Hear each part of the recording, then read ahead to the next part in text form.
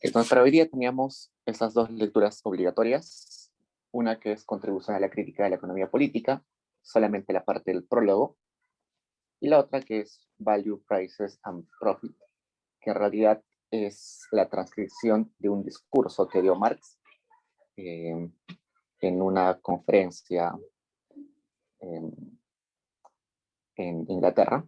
Así que estos dos textos han sido elegidos básicamente porque son textos bastante introductorios al marxismo, a la idea de Marx. No son textos muy complicados. En semestres anteriores leíamos algunos capítulos del Capital, del libro más importante de Marx. Sin embargo, nos dimos cuenta de que era demasiado difícil tratar de entender a Marx solamente en una sesión. Como ustedes saben, hay libros que te enseñan a cómo leer a Marx.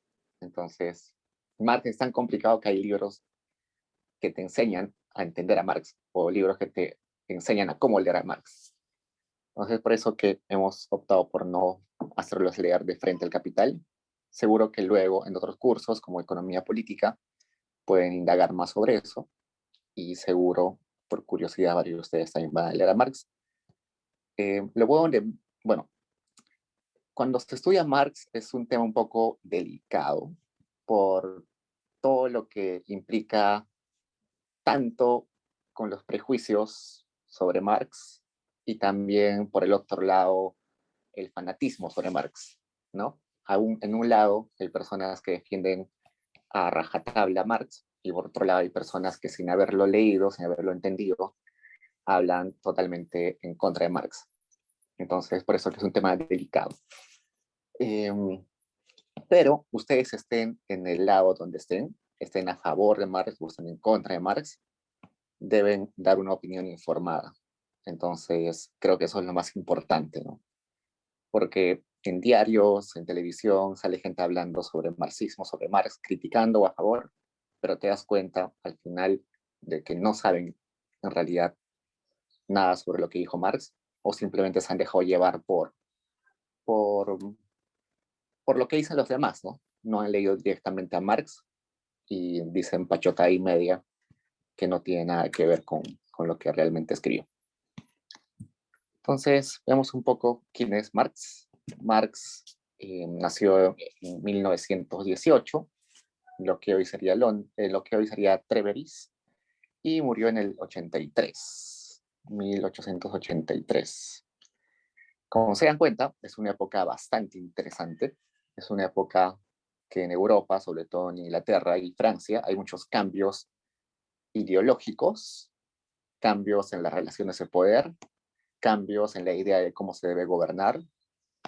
El liberalismo se amplía muchísimo. La idea de Dios como, como centro del universo ya no está tan presente. Ahora la idea es de que las personas son más importantes. Hay una idea más de antropocentrismo en lugar de que el Dios está en el centro. Entonces, Marx es un economista, filósofo, sociólogo, periodista, intelectual y político comunista alemán de origen judío. En su vasta e influyente obra abarca diferentes campos de pensamiento, tanto en filosofía, historia, ciencias políticas, sociología, economía, pero es uno de los pocos filósofos de su época y quizás uno de los primeros filósofos, propiamente llamado filósofo, que no se queda solamente en la reflexión, sino también se mete en la idea de cambiar las condiciones, ¿no? Del activismo. Marx decía de que la filosofía no servía de nada si uno no de verdad eh, quería cambiar el mundo, ¿no? Por eso el manifiesto comunista, donde gran parte de sus ideas la trata de aplicar en grupos de trabajadores, en sindicatos, en partidos obreros. Eh, Filósofos anteriores, filósofos puros, ¿no? Como Descartes, Kant, son filósofos que solamente están en, en las ideas, ¿no? No participan en la discusión, no participan en la política, no participan en querer cambiar la realidad.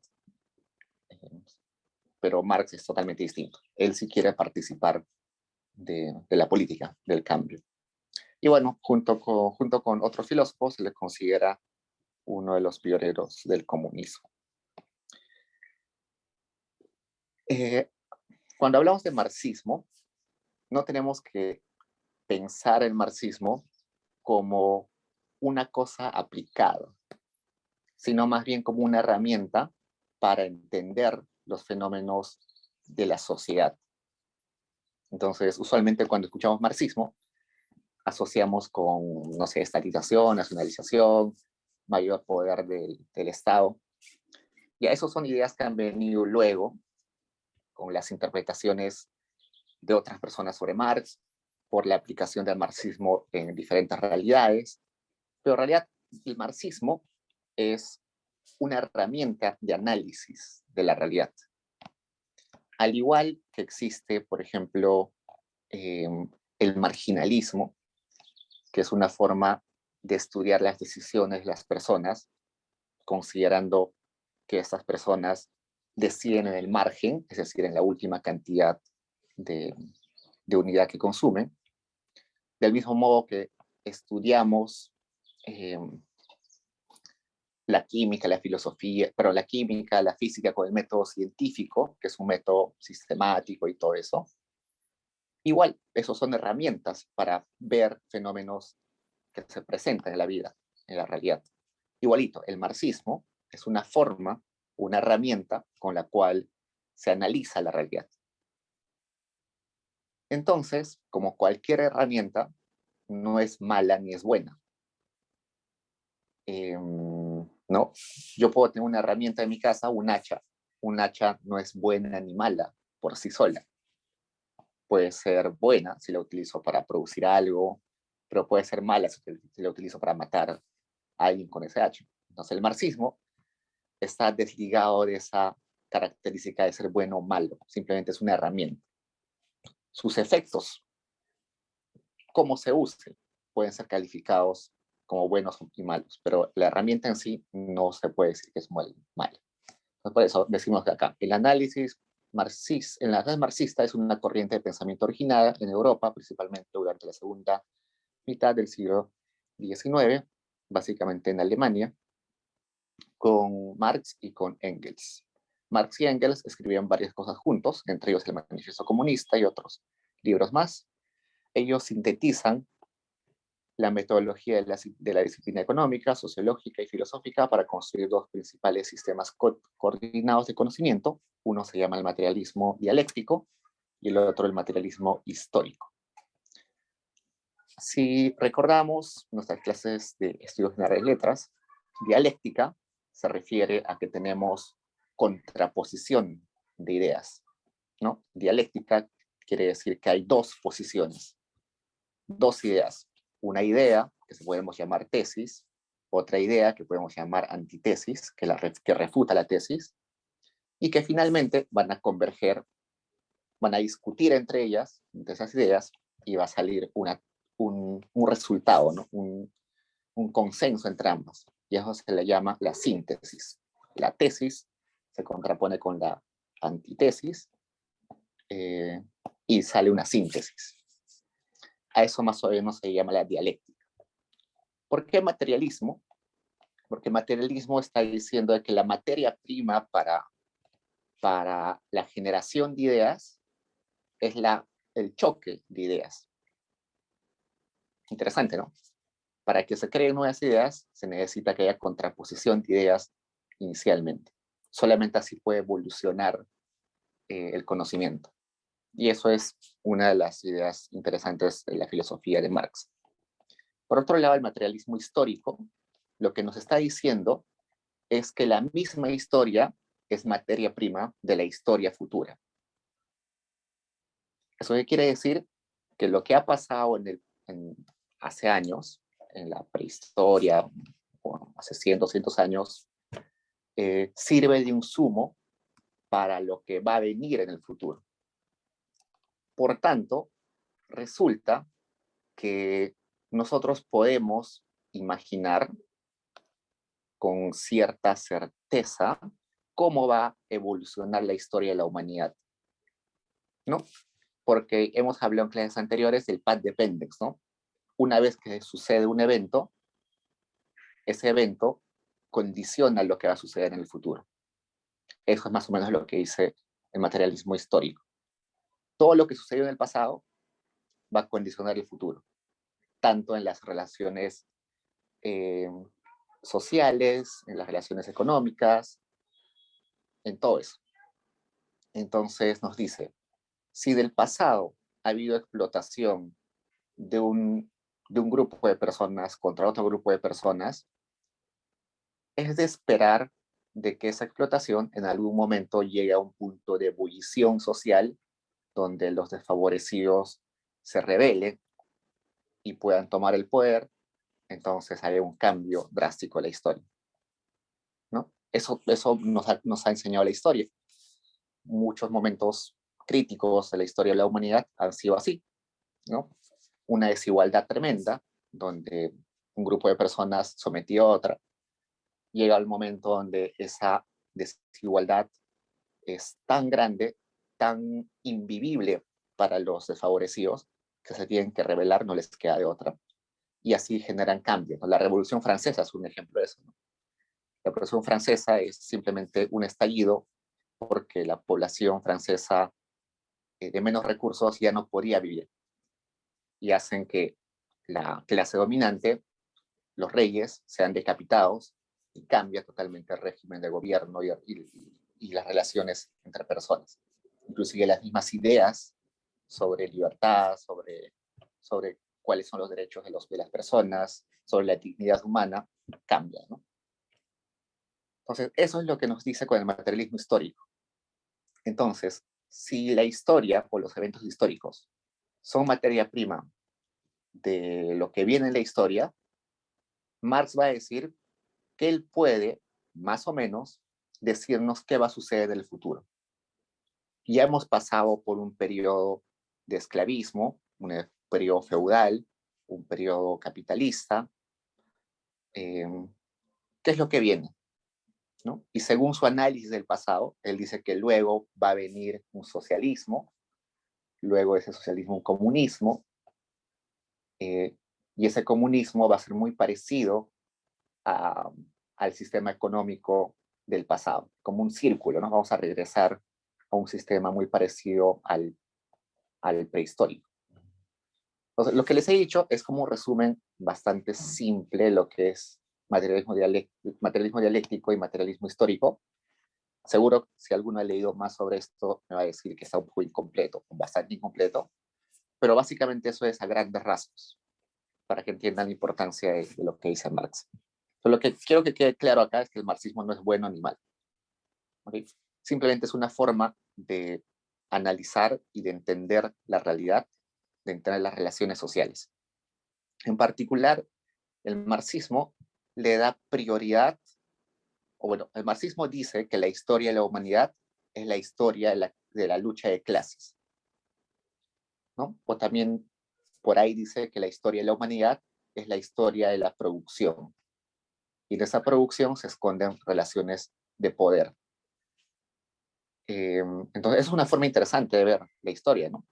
Hay otros teóricos, otras formas de análisis en la que dicen que la historia de la humanidad es simplemente la historia de, no sé, de la conciencia de libertades, ¿no? La gente cada vez se da más cuenta de que la libertad es más beneficiosa, entonces estudian la evolución de la humanidad en base simplemente a cómo se entiende la libertad en diferentes periodos de la historia. Mientras que el marxismo está diciendo de que la historia es básicamente la historia de la lucha de clases, ¿no? Porque le da énfasis, pone el foco de su atención en que en todo momento de la historia siempre ha habido clases favorecidas y clases desfavorecidas, y evidentemente esas clases tenían objetivos distintos y por tanto tenían roces. Y esos roces se agravan y terminan fragmentando el equilibrio de la sociedad y se cambia el sistema económico, el sistema social. Entonces, A grandes rasgos, eso es lo que es el marxismo. ¿Qué más? Acá nos habla del socialismo científico. Marx y Engels construyeron su teoría sobre un sistema fundamentado en las ciencias sociales y humanas. Es uno de los, ellos, Marx y Engels, son uno de los primeros de que combinan las ciencias sociales tal como conocemos hoy. ¿No? Smith entendía el comportamiento humano desde la simpatía y desde el egoísmo, ¿no? Que en realidad es algo como psicología, ¿no? Pero lo entendía más como una relación de uno a uno, de una persona con otra persona. Marx y Engels ya entienden el comportamiento humano más como masas, como grupos humanos que se pueden organizar y dependiendo de su capacidad de organización, pueden llegar a resultados distintos. Y esto es interesante porque en la época de Marx y de Engels ya estamos en un capitalismo bastante brutal, por así decirlo, porque había trabajo infantil extendido y muy normalizado. La gente trabajaba 15, 16 horas. La gente vivía en condiciones muy precarias, hacinados en casas, en 5 o 6 personas en una habitación, ganaban a las justas para sobrevivir. Entonces, a pesar de todas esas condiciones, Marx y Engels encuentran un grupo de trabajadores que era más o menos educado. ¿Y a qué me refiero con educado? A que leían periódicos, a que escribían, a que leían novelas, a que estaban informados en realidad. Entonces, al menos en esa época de Marx, fue fácil crear sindicatos, partidos obreros también. ¿Por qué? Porque el trabajador, sí, llegaba después de 16 horas de trabajar, cansado, comía las justas, pero se da su tiempo para leer el diario, para leer las ideas de algún filósofo, para conversar con sus compañeros, para darse cuenta, en algunos casos, de su situación. No todos, pero sí un grupo. Entonces, estos grupos son estas personas que se dan cuenta de eso, son los obreros que luego son dirigentes en esa época. Entonces, ahí es como Marx y Engels tienen como esta esperanza de que estos grupos de obreros intelectuales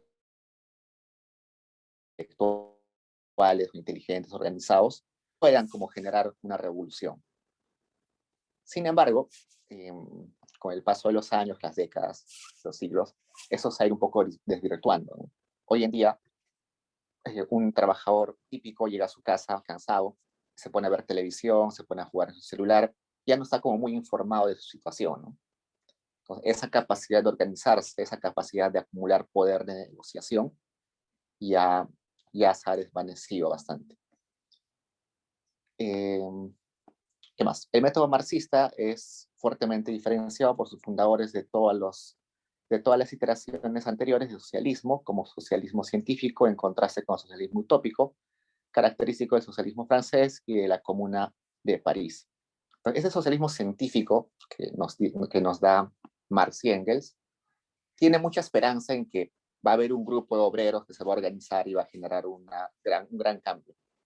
Por otro lado, hay un socialismo utópico, que Marx sí era un poco utópico en un momento de su historia, en un momento de su vida, pero sobre todo los franceses eran más utópicos.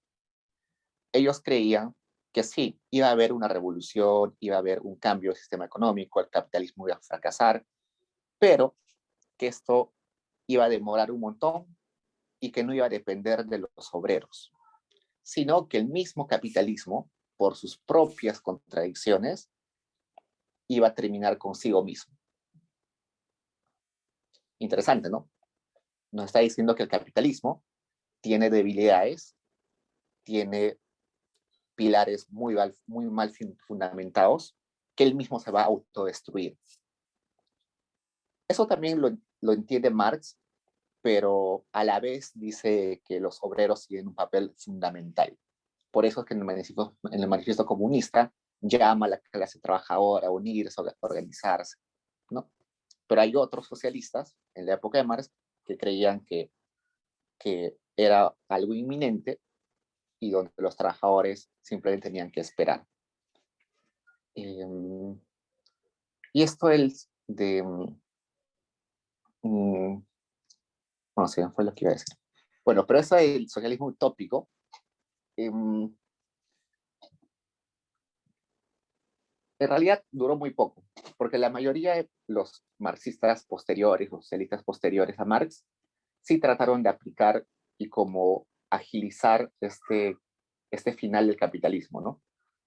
No sé, cuando el marxismo fue aplicado en Rusia, con Stalin, Lenin, eh, se trató de aplicar las ideas marxistas y apresurar el proceso revolucionario, ¿no? Igual cuando se trató de aplicar el marxismo en China con Mao, se trató de acelerar el proceso organizando a los campesinos. Este marxismo, o bueno, el leninismo, el stalinismo, el maoísmo, son aplicaciones del marxismo, pero no son marxismo puro. Eso es algo que a veces se confunde.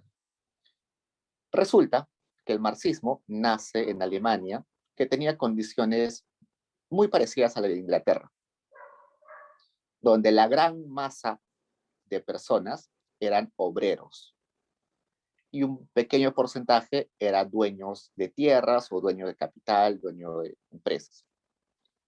Entonces, en ese escenario es donde Marx hace su teoría y menciona que hay dos clases sociales, ¿no? La clase capitalista y la clase obrera. Una de ellas está despojada de capital y por eso lo único que puede vender es su mano de obra y por tanto está en desventaja con el capitalista, pero el capitalista tiene mayor poder de negociación y por tanto los trabajadores deben organizarse para como acumular poder de negociación y poder negociar condiciones mejores. Resulta que cuando quieres aplicar esta teoría en China no existía una clase obrera. Lo que existía eran campesinos. En Francia, en Alemania, el porcentaje de campesinado era muy chiquito. Por eso es que Marx nunca lo menciona cuando habla de Alemania o de Inglaterra. Pero en China había muy pocos obreros y había un montón de campesinos. Y no había una clase netamente capitalista, sino era una clase más de la realeza, donde había mucha influencia de la religión, más que en otras, que en Europa. En Europa ya no había mucha presencia de la religión, al menos en la economía. Entonces, esa aplicación del marxismo en un contexto distinto en el que nació el marxismo se le llama maoísmo, ¿no? En China. Y es como que muy distinto en realidad. Igualito, en Francia, en Rusia, no habían obreros, más bien ahí habían, la sociedad se organizaba en soviets, que eran como unos grupos, como una unidad económica de grupos de personas. Entonces, eso es aplicar el marxismo en diferentes entornos. Por ejemplo, en Latinoamérica, el único filósofo que se puede considerar marxista es Mariátegui. No ha habido otro filósofo latinoamericano que pueda considerarse marxista. En Brasil, sí, quizás uno que otro, pero no es Latinoamérica, ¿no? No habla en español ni tiene la misma cultura que los que somos de Perú, Bolivia, Chile, todos ellos. Y Mariátegui, su idea era aplicar el marxismo, pero en una sociedad donde no habían obreros. ¿Qué había en el Perú en la época de Mariátegui, en los años 30? Había indígenas, había campesinos. Por eso es que gran parte de la idea de Mariátegui gira en torno al indigenismo, ¿no? El problema del indio. ¿Cuál es el problema del indio? Que no tiene tierras. Es una aplicación del marxismo en un contexto diferente al de donde nació el marxismo. Entonces, a diferencia de filósofos anteriores, ya no está pensando el comportamiento de las personas individualmente, como lo hacía Smith, por ejemplo, sino está pensando en comportamiento de masas, de grupos sociales grandes. Ok, entonces eso es como una introducción de Marx, muy rápida, muy incompleta seguro. Y vayamos a la primera lectura, que es el prólogo de la contribución de la crítica de la economía política de 1859. Ya. La concepción materialista de la historia, es decir, considerar a la historia como materia prima de la historia, es el marco de análisis por excelencia del marxismo para referirse a la economía, el modo de producción y el progreso histórico del cual es inseparable. Entonces, la historia de la humanidad es básicamente la historia de los métodos de producción. Y en esos métodos de producción se esconden relaciones humanas. Entonces, veamos. Bueno, esto es un resumen. Quiero esto. Acá más o menos nos dice cómo ha evolucionado la humanidad ligado a su método productivo. Yo me olvidaría por un rato el método de producción asiático. Es un poco complicado este método de producción asiático. De esto me olvidaría un rato. Luego les digo por qué me olvido un rato eso. Pero empecemos. Según Marx, la producción antigua era esclavista. Grandes imperios que tenían poder militar obtenían mano de obra cautiva, ¿no? Los capturaban, los esclavizaban y con eso los ponían a disposición del Estado y trabajaban. Los esclavos. Usualmente eran reinos gigantes que esclavizaban a poblaciones que tenían menos desarrollado el poder militar. Una vez que acaba la producción antigua, que es la esclavista, pasamos a una producción feudal, que está en Europa y en parte de Asia, por eso dice el feudalismo en Eurasia, donde hay un gran señor que posee un montón de tierras y tiene un montón de siervos. Los siervos, como no tienen tierras, lo que hacen es pedirle al señor que por favor le dé unas tierras para que trabaje. Entonces el señor le dice, ya, mira, tengo unas tierras allá bien lejanas, son bien malas, yo no las quiero producir, tú ocúpate de ellas, te las presto, de lo que produces comes y a cambio tienes que trabajar para mí, no sé, la mitad del mes. Es como que son tus vasallos, como viven en tus tierras, son como tu propiedad, ¿no? Entre comillas. No son tus esclavos, pero bueno, viven en tu propiedad, te deben lealtad, ¿no? Como dirían sus padres, ¿no? Mientras vivas en mi techo, son mis reglas. Igual, ¿no? Mientras vivas en mis tierras, son mis reglas. Estás a disposición mía siempre. Luego pasamos al método de producción capitalista, donde ya tenemos una sociedad burguesa, que es una clase social, los burgueses, que tratan de acumular capital, que tienen ideas de producir nuevas cosas y de ganar dinero sin necesidad de ellos esforzarse manualmente, no físicamente. Entonces hay grandes capitalistas que acumulan tierras o acumulan capital, acumulan maquinarias, empresas, y los demás son los proletarios, que son los únicos que no, que no tienen nada de capital, solo mano de obra. Estos tres son como los que observa Marx y que encajan bastante bien a su teoría marxista. Esta producción asiática se vuelve un problema para Marx. ¿Por qué? Porque Marx observa que en Asia había una producción asiática donde el imperio, el emperador, posee colonias y esas colonias las utiliza como si fueran unos feudos, unos pseudofeudos. No hay un señor feudal, sino es como que el emperador es el gran feudal, algo así. Entonces, para Marx, esta idea no le encajaba en su teoría, porque no hay una relación de producción netamente ahí, ¿no? En el esclavismo lo que tú tratas de hacer como señor, el dueño de los esclavos, es aprovechar al máximo la fuerza de trabajo de tus esclavos para producir un montón, ¿no? En el feudalismo lo que haces es le das lo peor a tus trabajadores, pero a la vez les exiges de que te traigan, que te den fuerza de trabajo, horas de trabajo. En la producción capitalista te apropias del trabajo de, tus, de tus obreros, ¿no? Les pagas un salario bajo y cobras un montón y te quedas con un margen. O sea, en los tres hay como que esta idea de sacar el máximo beneficio, ¿no?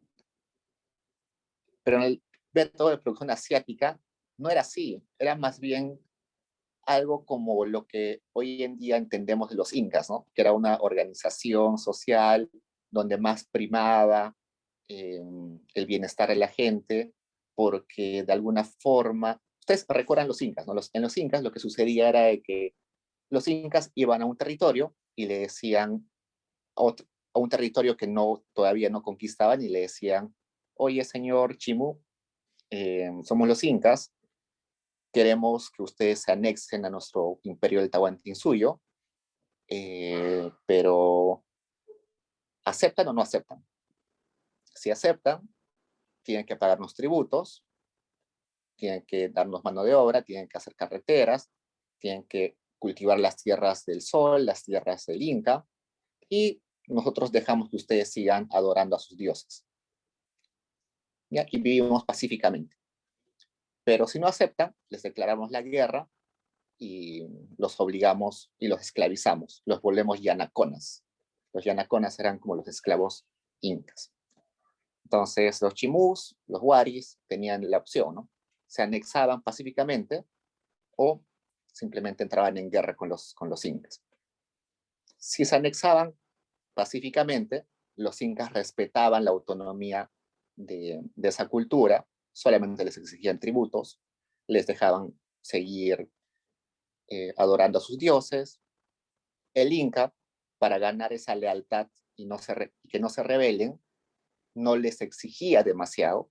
Sí les pedía tributos, pero no es que los exprimía hasta sacarles todo su excedente, ¿no?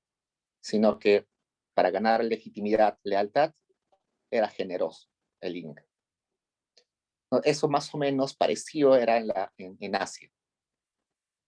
El emperador no tenía la noción de cómo exprimir a sus esclavos, a su feudo o a sus obreros, ¿no? No, sino era como que ganar lealtad y vivir pacíficamente y de ese modo me quedo en el poder tranquilo. Entonces, para Marx, esa idea no encajaba en su dicotomía de dos clases sociales.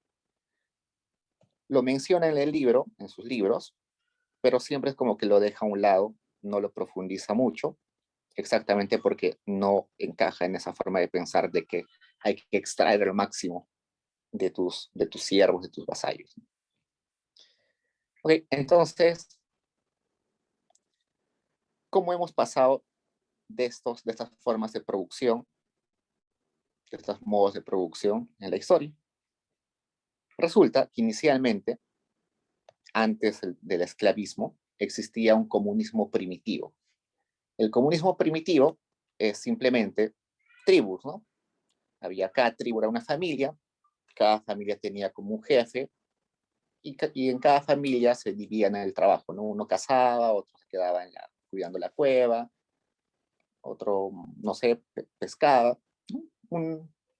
Una vida en comunidad, donde no hay la idea de maximizar el bienestar, simplemente la idea es sobrevivir o subsistir, ¿no? Cuando estábamos en esta época del comunismo primitivo, no existe esta idea de necesidades infinitas y recursos limitados, ¿no? Esto es lo que nos han enseñado en nuestra primera clase de economía, que la economía se dedica a resolver ese problema de que tenemos recursos limitados para satisfacer necesidades infinitas. Eso nos han enseñado que es economía, ¿no? Pero en el comunismo primitivo, eso no existía. ¿Por qué? Porque las necesidades sí eran finitas. La necesidad simplemente era sobrevivir, satisfacer tus necesidades biológicas. Y los recursos eran ilimitados. ¿Por qué? Porque simplemente tomabas lo que estaba en la naturaleza. Cogías las manzanas, cogías los pescados y nunca se acababa, ¿no? Entonces es una época donde no hay esta mentalidad capitalista de necesidades infinitas y recursos limitados. Pero resulta que este modo de producción o esta forma de organizar la sociedad cambió al modo esclavista, ya dijimos cómo es el modo esclavista, y luego a este feudo y luego a la producción capitalista. Pero la pregunta es, ¿por qué hemos saltado de uno a otro? ¿Qué es lo que nos llevó a dejar de ser comunistas primitivos, a ser esclavistas, y ser esclavistas a ser una sociedad feudal, y luego a ser una sociedad capitalista? Y ahí nos va a hablar de las revoluciones y progreso. Nos dice, al llegar a una fase determinada de desarrollo, las fuerzas productivas materiales de la sociedad entran en contradicción con las relaciones de producción existentes, o lo que no es más que la expresión jurídica de esto, con las relaciones de producción dentro de las cuales se han desenvuelto hasta ahí.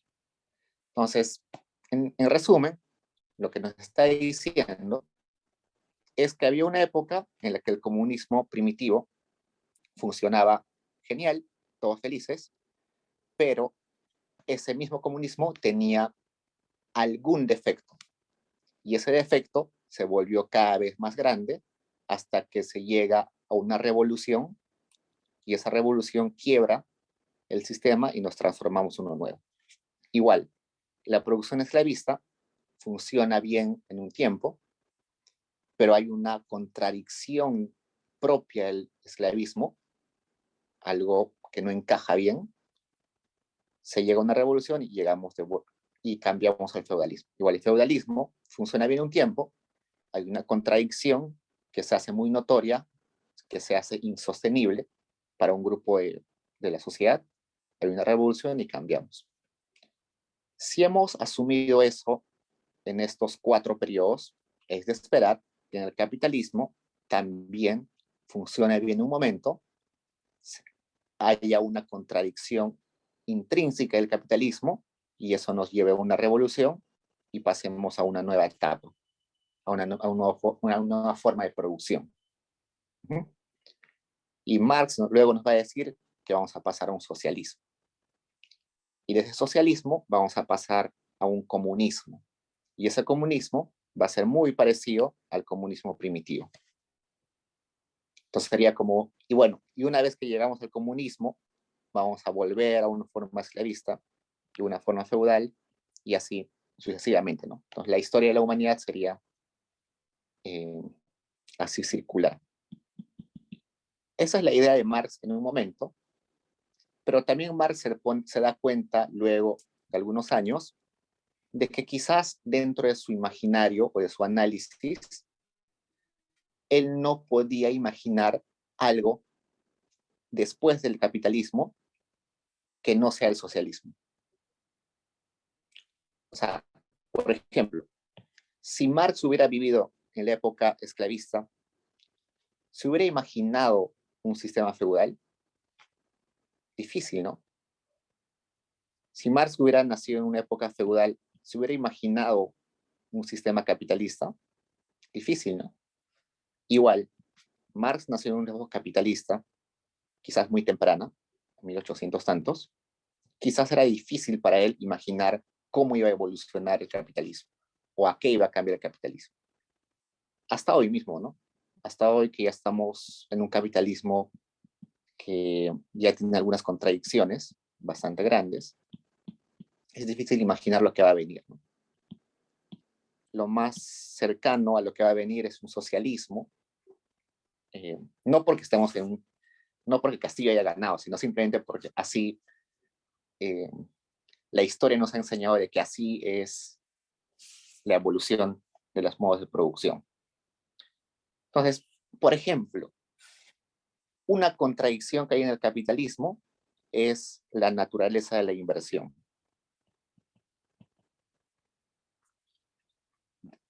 En este texto, creo que no habla mucho de las contradicciones del capitalismo, pero en otros libros sí habla bastante sobre por qué el capitalismo es inestable por sí solo. Y uno de ellos, que es el más fácil, que es uno de los más fáciles de entender, es la naturaleza de la inversión. Resulta que los empresarios, los capitalistas, toman decisiones de inversión no puramente por datos, sino por expectativas. Y esas expectativas están muy ligadas a lo psicológico.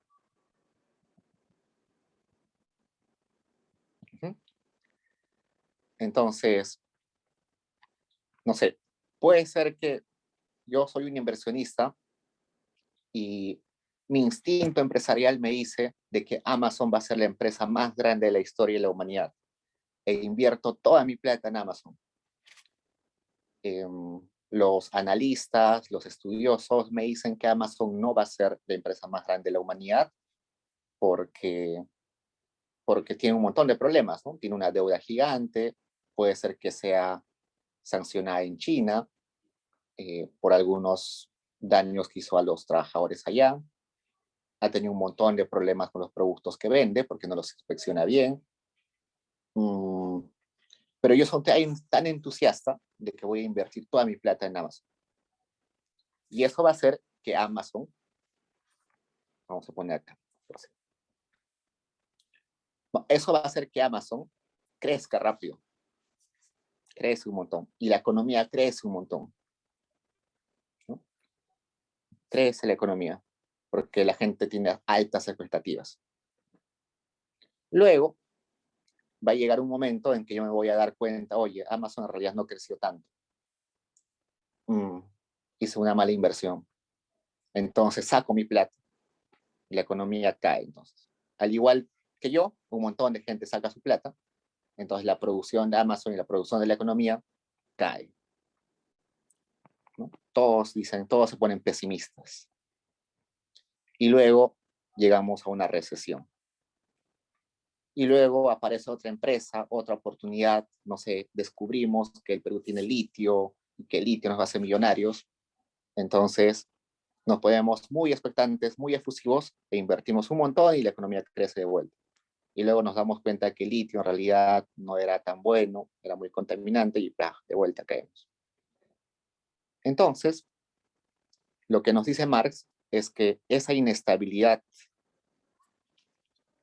en la economía no es una estabilidad propiamente que muestra cuán productivo o cuán capaz es una economía, sino está reflejando cuán pesimista o cuán optimista es las personas.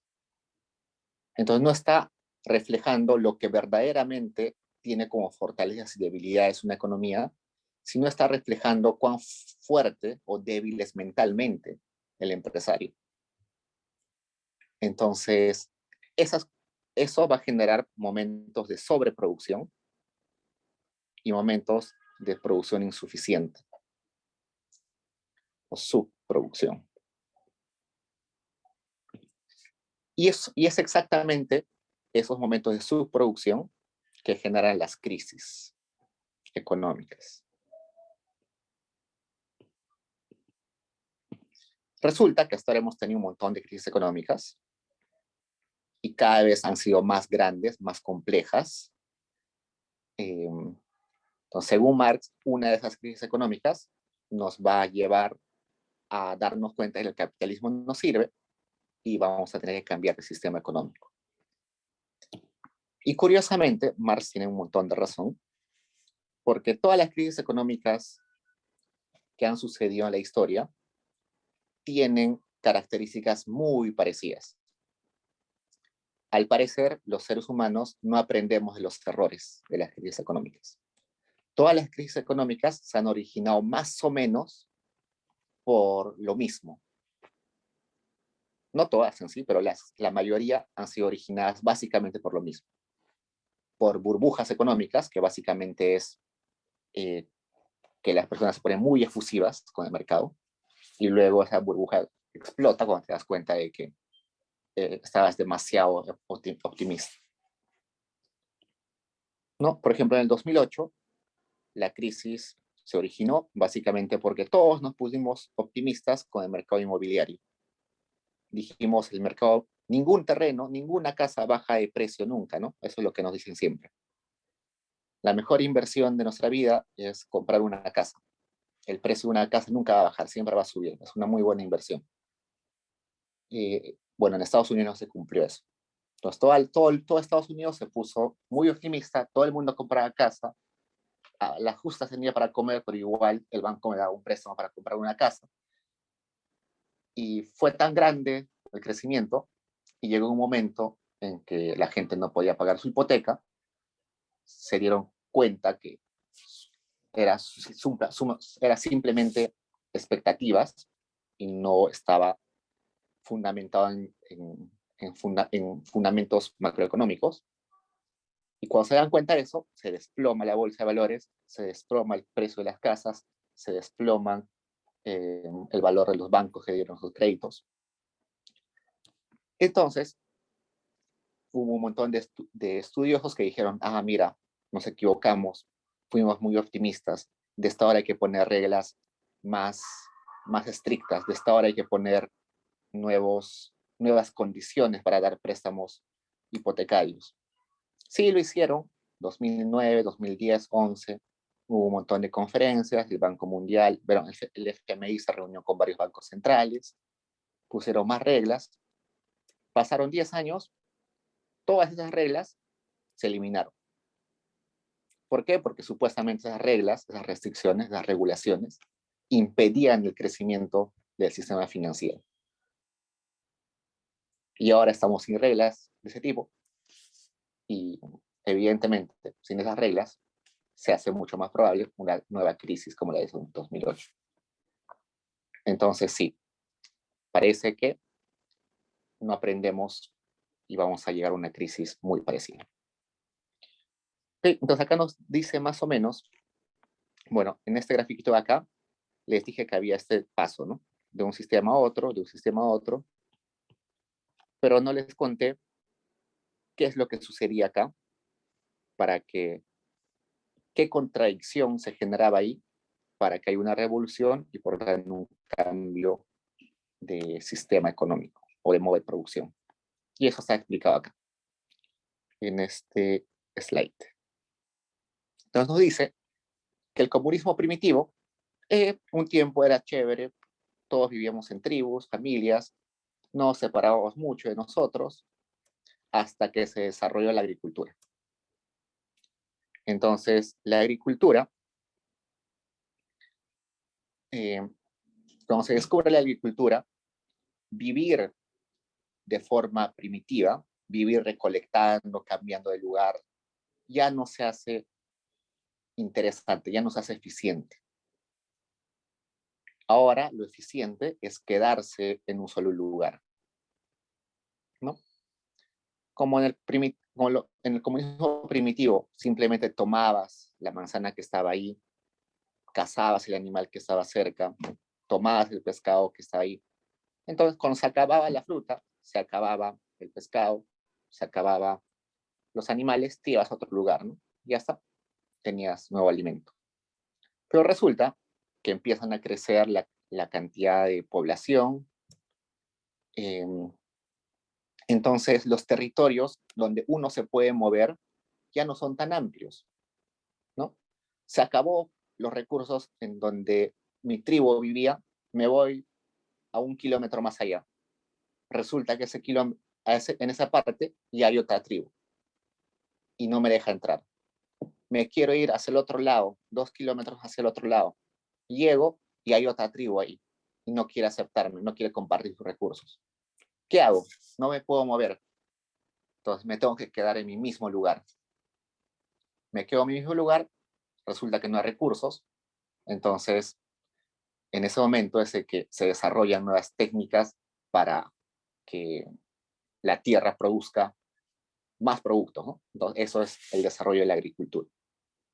Descubres la agricultura, entonces ya no tienes por qué moverte, te quedas en un solo lugar. Cuando te quedas en un solo lugar, la idea es proteger tu lugar, ¿no? Igualito, otra tribu que era primitiva va a querer venir a tu tierra y tú tienes que protegerte.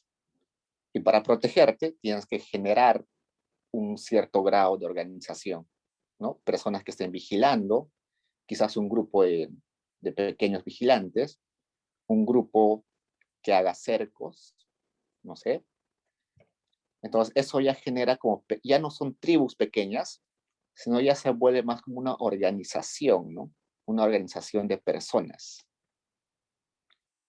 donde ya se especializa uno en seguridad, otro se especializa en la agricultura, otro quizás en la ganadería, ¿sí? Otro en el cuidado de la familia, ¿no? Hay un paper interesante que dice que la brecha de género nació con el descubrimiento de la agricultura. Es bastante interesante en realidad. Pero bueno, es solamente un paréntesis. Y bueno, y una vez que ya estás en un solo lugar, te organizas ya con una sociedad un poquito más compleja, ya te vuelves como un pequeño reino, ¿no? Un pequeño reino, un pequeño dominio, una pequeña nación, ¿no? Entonces, esa pequeña nación va a estar en conflicto con otras pequeñas naciones, con otros pequeños grupos humanos, ¿no? Algunos de esos grupos humanos van a tener mayor poder militar y otros no.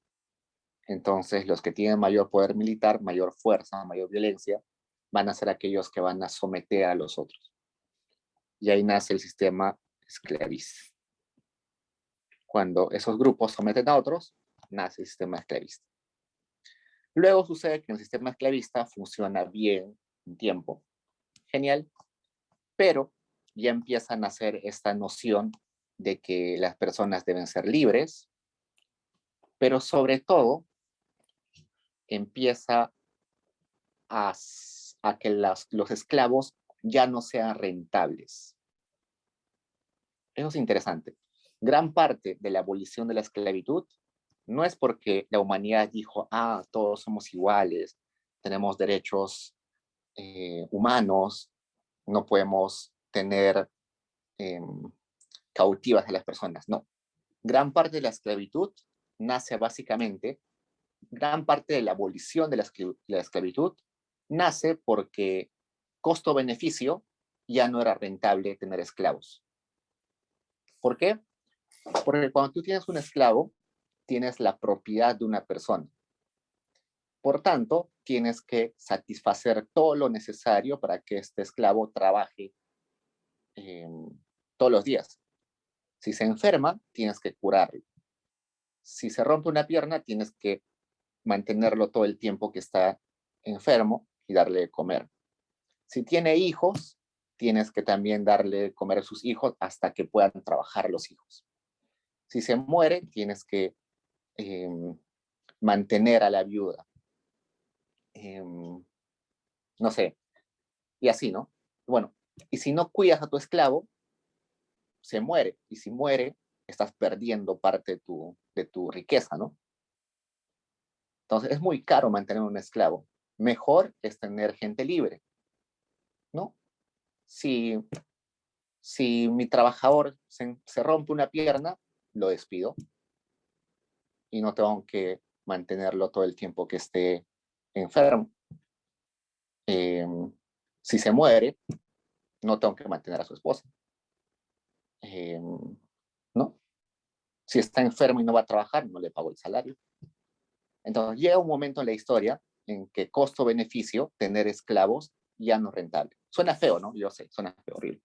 Pero esa razón de costo-beneficio es la que empuja un montón la abolición de la esclavitud.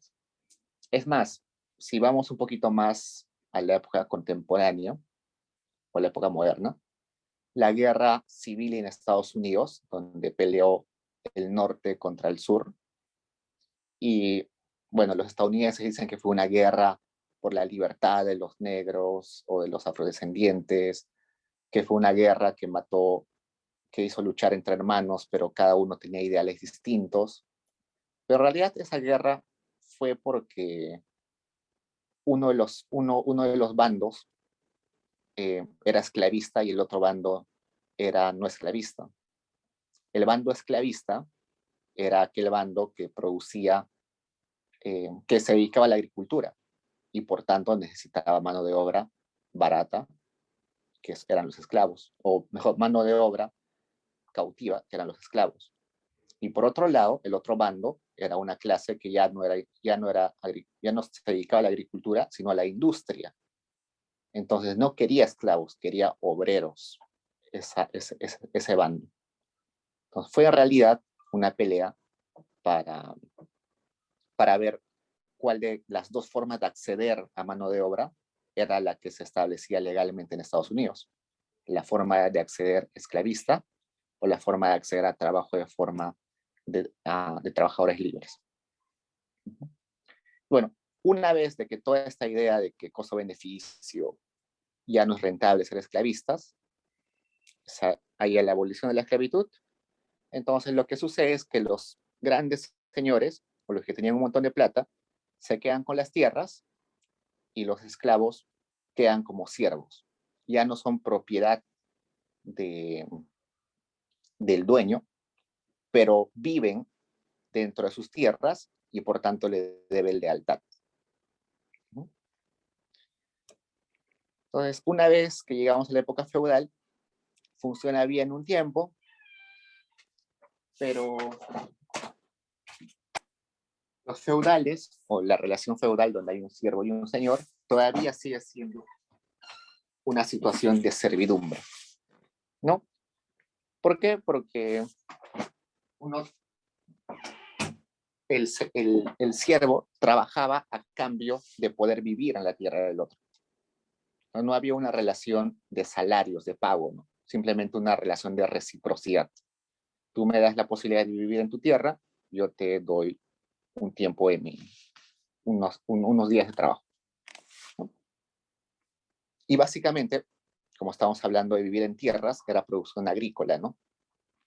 Producción agrícola, pero resulta que esa producción agrícola ya no se vuelve, bueno, esa producción agrícola, como ya les conté hace un tiempo, eh, no era tan rentable, ¿no? Como Europa no tenía mucha población, no se utilizaban todas las tierras, se utilizaban solamente unas cuantas.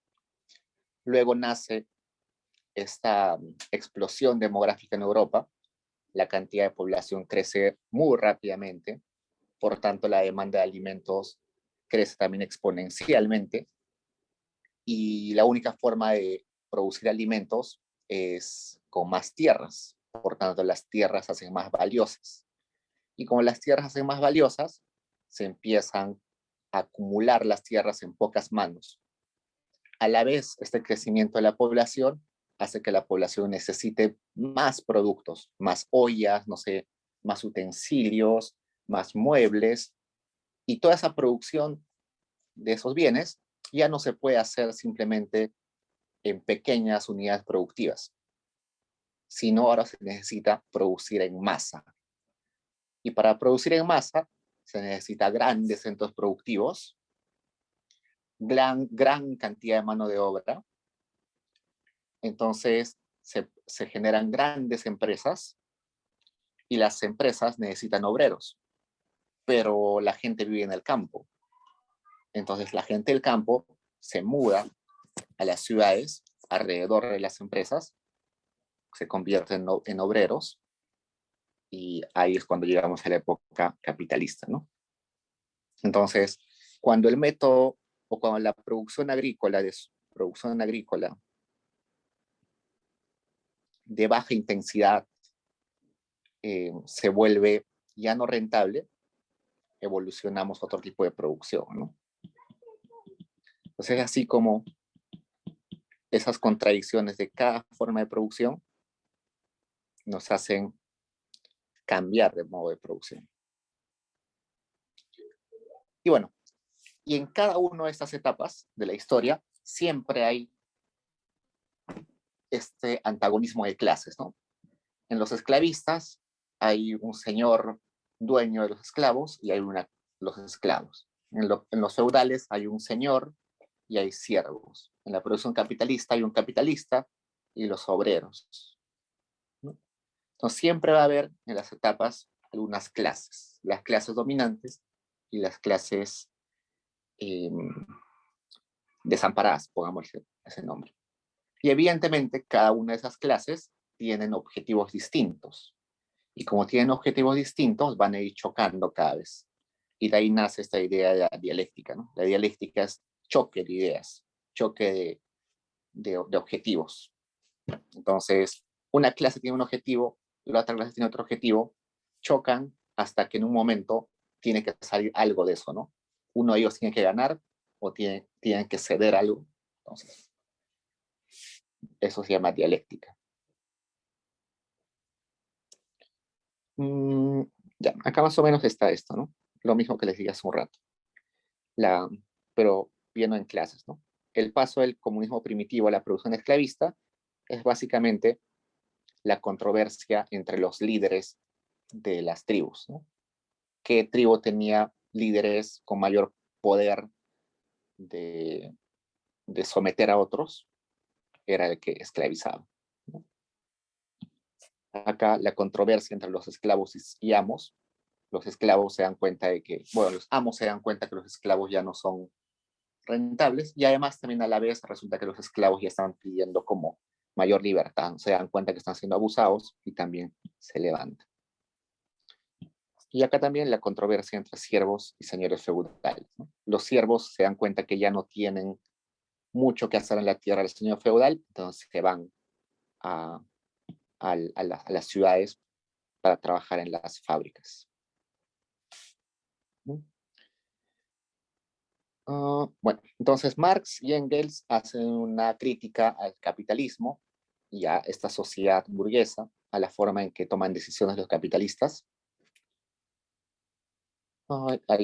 Hay dos clases, los capitalistas y el proletariado, que son los obreros.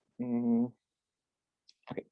Marx plantea que la solución de esta controversia, la controversia entre capitalistas y proletarios, va a resultar en el fin de la prehistoria humana. Es decir, que vamos a pasar a una sociedad, ¿dónde está? Vamos a pasar al comunismo, pero antes del comunismo va a haber un periodo de transición que va a ser el socialismo. ¿Cómo definimos socialismo? ¿Cómo definimos comunismo? Escapa ya de esa lectura de Marx. Se dice que el comunismo es como la dictadura del proletariado. El socialismo es una época donde hay un grupo de obreros representativos que toma el poder. En el comunismo en realidad no hay una figura dirigencial, sino es como que todos gobiernan. Es un poco abstracto, pero no es parte de ese texto al menos. Lo único que debe quedar claro es que luego del capitalismo va a llegar un periodo de transición llamado socialismo, donde los obreros van a tomar las decisiones, y finalmente un comunismo, donde en teoría no va a haber como una figura gobernante, sino como que todos vamos a gobernar, o todos los obreros van a gobernar. Ya. Las contribuciones, y vamos a la segunda lectura. Esta lectura, que es salarios, precios y ganancia, creo que lo más importante de esto es la plusvalía. A ver, déjenme ver cuánto nos falta. Entonces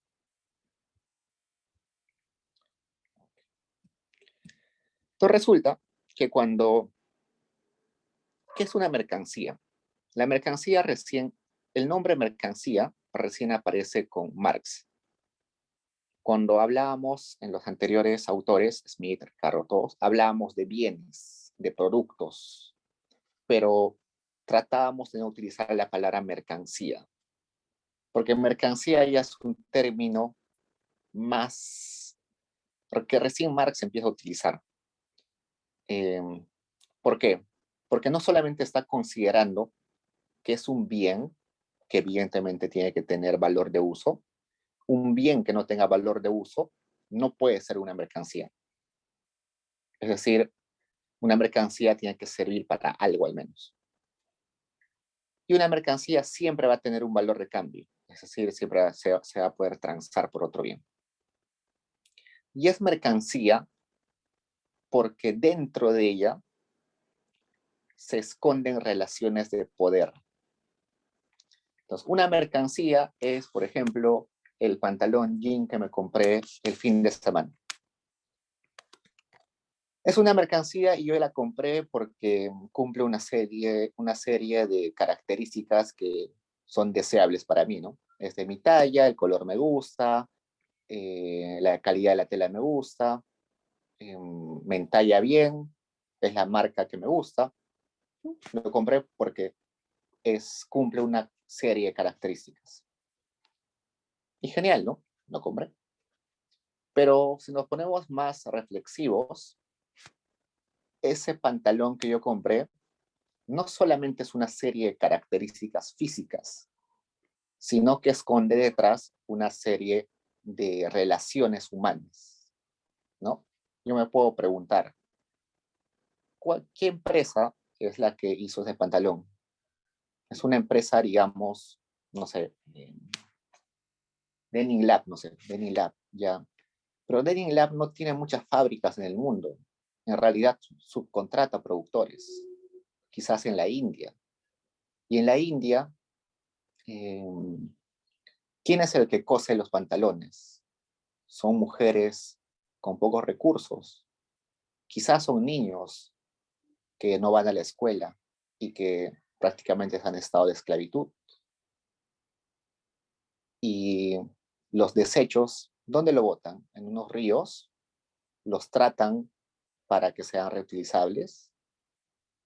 El empresario que subcontrataron en la India, ¿de verdad está ganando una parte significativa o es que Denim Lab se lleva la mayor parte? ¿Mm? Denim Lab tiene la mayor capacidad de negociación, por tanto se aprovecha esa capacidad de negociación. El niño esclavo no puede reclamar porque simplemente lo despiden. Ese niño a la justa seguro está comiendo, no está yendo a la escuela. Ese empresario que ha sido subcontratado en la India, ¿de verdad puede ponerle condiciones a Denim Lab o tiene que aceptar todo lo que le dice Denim Lab? ¿Cómo se está produciendo ese pantalón? ¿Con tecnología nueva? ¿Con tecnología antigua? ¿No? O sea, todas esas preguntas que involucran personas detrás de un bien son necesarias para entender a Marx. ¿Por qué? Porque todo lo que compramos, al fin y al cabo, involucra relaciones de poder entre personas.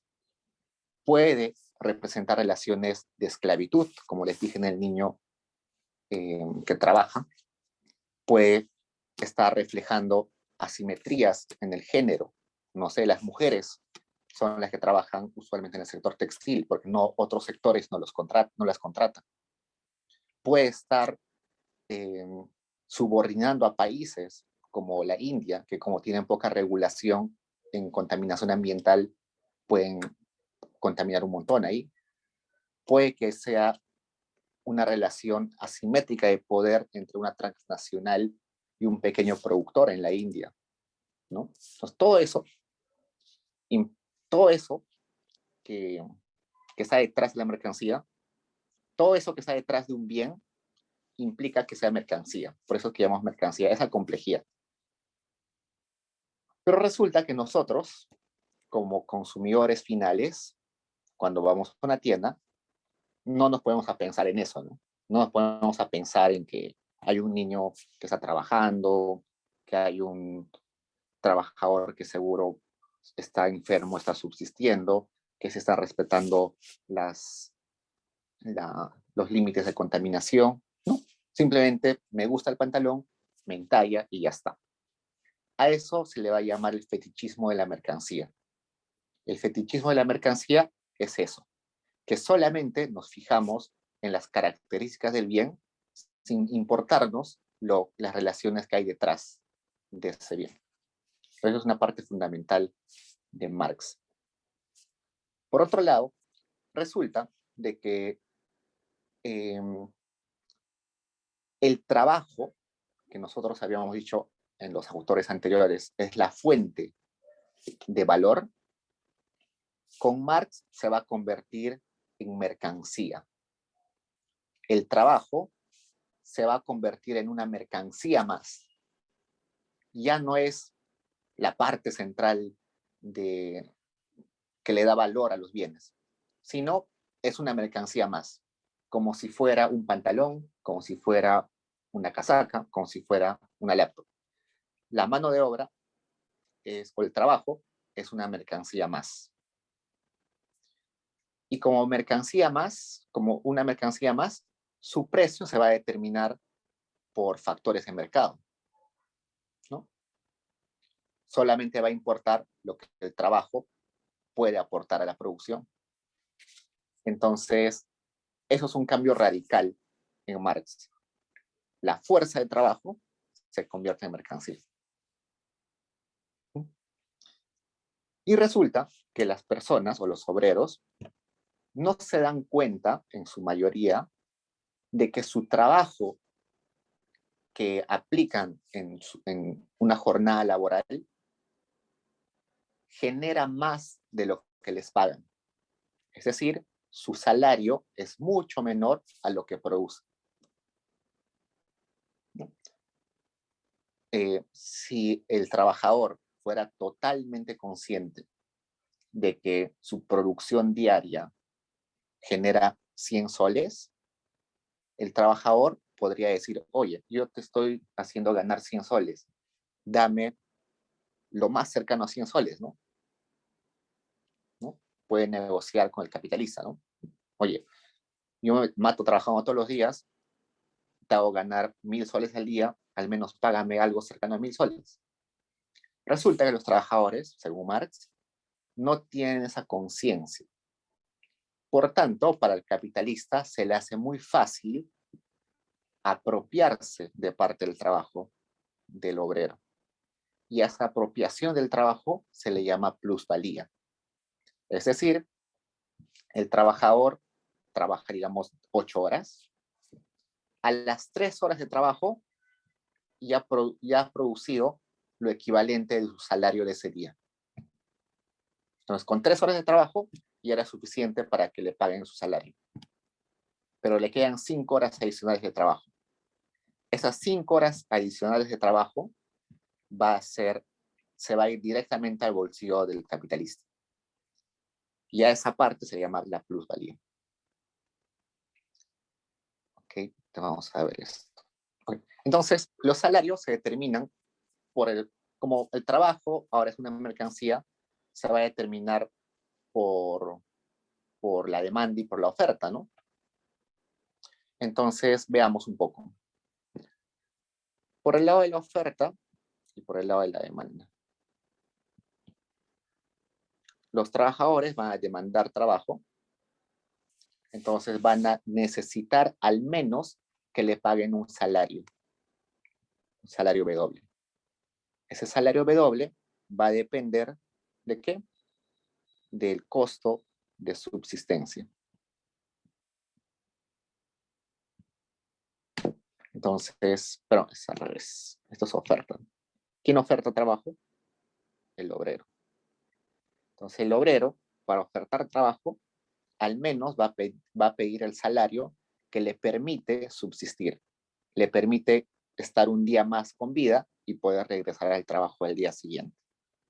A eso se le llama este costo de subsistencia.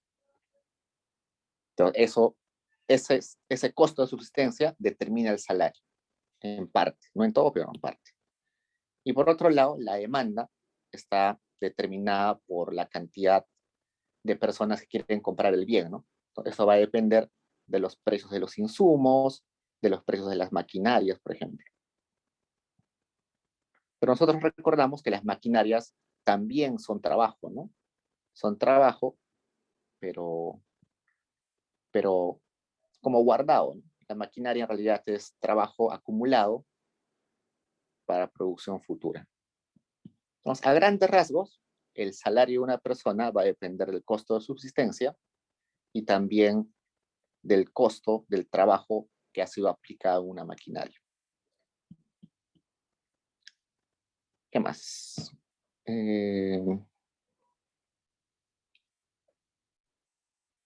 Ok, evidentemente, como los salarios y ganancias van a estar en una relación inversa. Los trabajadores van a querer siempre un salario menor, pero eso va a implicar para el capitalista una ganancia menor. Entonces, eso es hasta hoy obvio, ¿no? Mayores salarios implican para los capitalistas menores ganancias.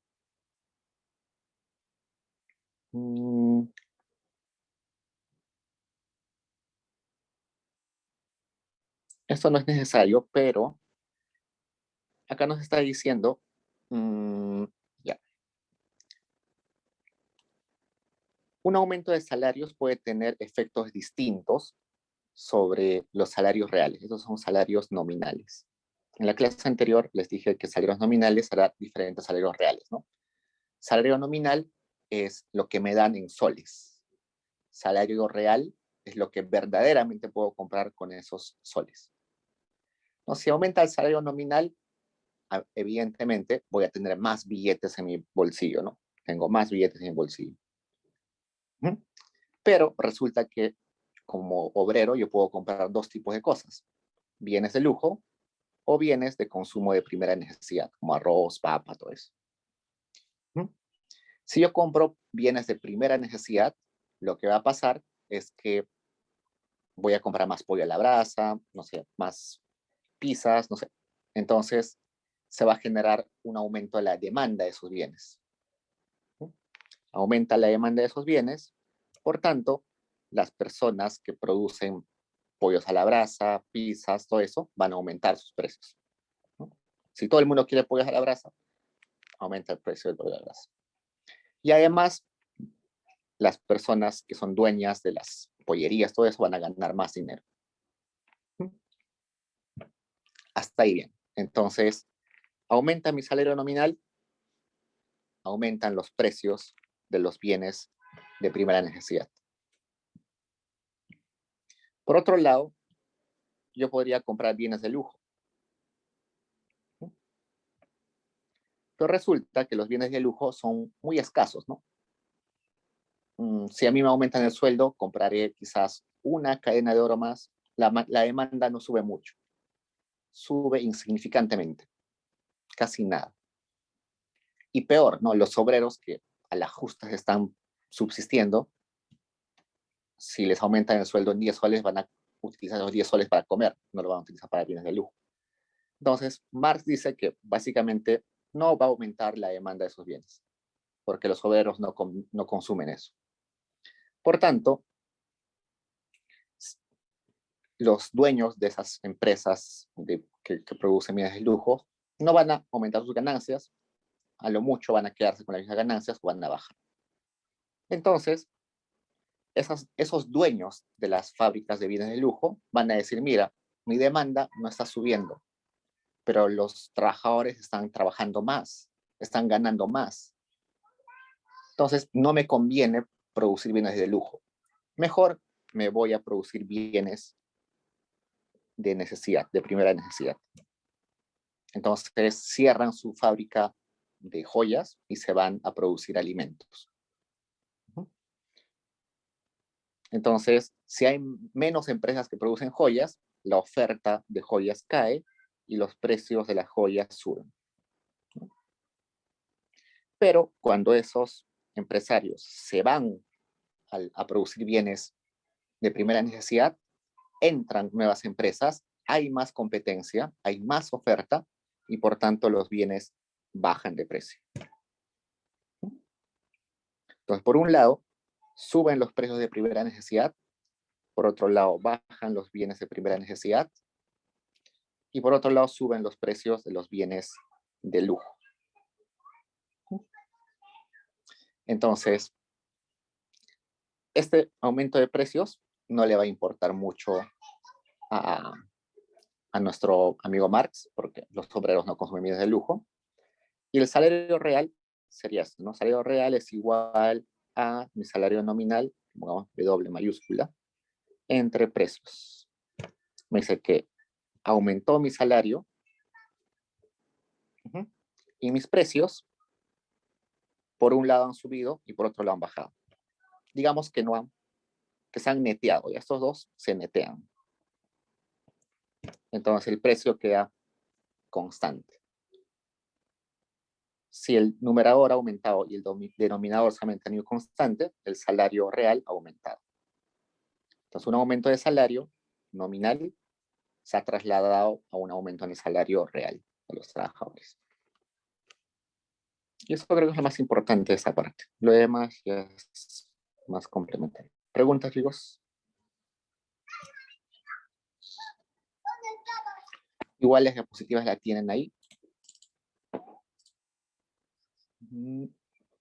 Están visibles, ¿no? ¿O no?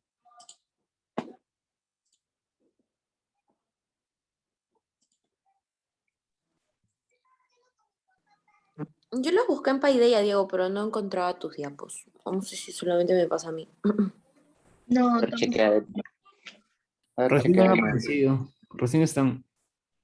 Ah, ya, seguro recién se activó. A ver. Ahora sí ven, ¿no? Creo que sí.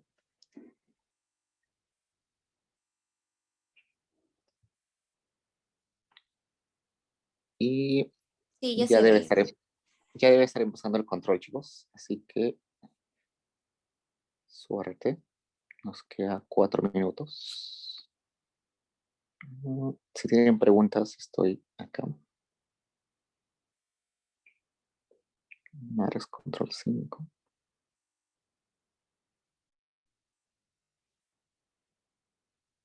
Tienen 20 minutos para responder eso.